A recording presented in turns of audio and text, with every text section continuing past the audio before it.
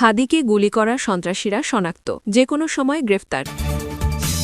অন্তর্বর্তী সরকারের কাছে মির্জা ফখরুলের যে আহ্বান। গুলিবিদ্ধ হাদি খোঁজখবর নিলেন ডাক্তার জুবাইদা রহমান।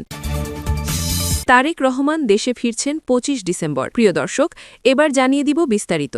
তবে তার আগে আপনি যদি এই চ্যানেলে নতুন দর্শক হয়ে থাকেন তাহলে চ্যানেলটি সাবস্ক্রাইব করে দিবেন সকল আপডেট খবর সবার আগে পেতে। এবং আপনি যদি নিরীহ ফিলিস্তিনিদের ভালোবাসেন তাহলে আই লাভ ফিলিস্তিন লিখে একটি কমেন্ট করে দিবেন। এবার বিস্তারিত। রাজধানীর বিজয়নগরে ঢাকা ৮ আসনের সম্ভাব্য স্বতন্ত্র সংসদ সদস্য প্রার্থী ও ইনকিলাব মঞ্চের মুখপাত্র শরীফ ওসমান হাদির ওপর হামলাকারীদের গ্রেফতারে কাজ করছে ঢাকা মহানগর পুলিশ। এরই মধ্যে হাদিকে গুলি করা সন্ত্রাসীদের শনাক্ত করেছে পুলিশ। যে কোনো সময় তাদের গ্রেফতার করা হতে পারে। শুক্রবার রাত ১২টার দিকে গণমাধ্যমকে এ তথ্য জানিয়েছেন ডিএমপি কমিশনার শেখ মোহাম্মদ সাজ্জাদ আলী। তিনি জানান, হাদিকে গুলি করা সন্ত্রাসীদের শনাক্ত করা হয়েছে। যে কোনো সময় তাদের গ্রেফতার করা হবে। এ বিষয়ে কাজ চলছে। এর আগে হাদিকে হামলার সঙ্গে জড়িত ব্যক্তিদের সম্পর্কে কোনো তথ্য থাকলে তা নিকটস্থ থানা অথবা ৯৯৯ নম্বরে পুলিশকে অবহিত করার জন্য বিনীত অনুরোধ করা হয়। শুক্রবার সন্ধ্যায় ডিএমপির মিডিয়া অ্যান্ড পাবলিক রিলেশনস বিভাগের উপ পুলিশ কমিশনার মোহাম্মদ তালেবুর রহমানের স্বাক্ষর করা এক সংবাদ বিজ্ঞপ্তিতে এ তথ্য জানানো হয়।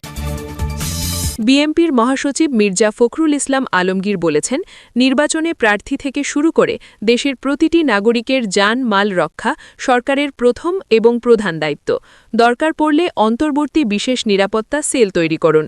শনিবার সকালে নিজের ভেরিফাইড ফেসবুক স্ট্যাটাসে দেওয়া এক স্ট্যাটাসে তিনি এ আহ্বান জানান।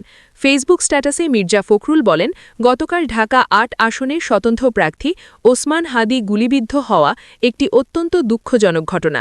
এই ঘটনা একেবারেই গ্রহণযোগ্য নয়। জাতীয় নির্বাচনের তফসিল ঘোষণার পরের দিনেই এই ঘটনা জাতিকে অত্যন্ত বিক্ষুব্ধ করেছে।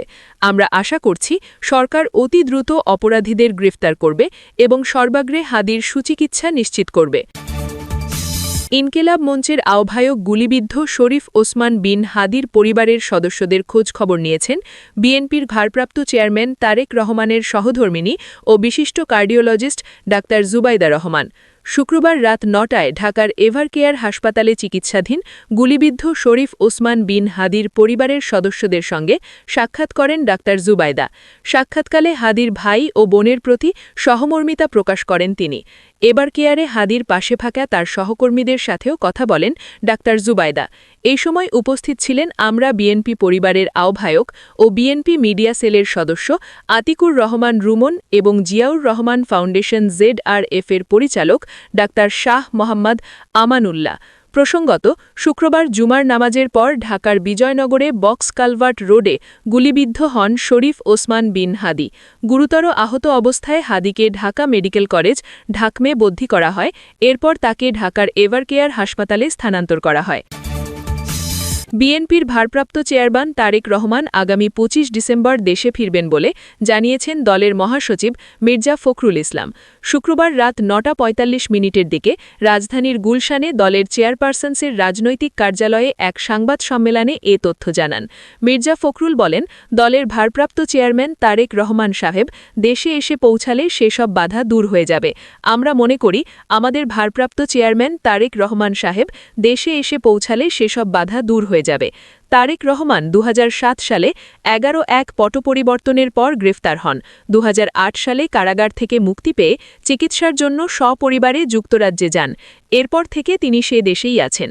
ছাত্র জনতার গণ অভ্যুত্থানে গত বছরের ৫ই আগস্ট আওয়ামী লীগ সরকার ক্ষমতাচ্যুত হয়। এরপর বিভিন্ন মামলায় তারেক রহমানের সাজার রায় বাতিল হয় এবং কোনো কোনো মামলায় আইনি প্রক্রিয়ায় অব্যাহতি পান। এরপর থেকেই তার দেশে ফেরার আলোচনা শুরু হয়। তারেক রহমান শীঘ্রই ফিরবেন এমন কথা বিএনপি নেতারা কয়েক মাস ধরেই বলে আসছেন, তবে কেউ সুনির্দিষ্ট দিন তারিখ বলেননি।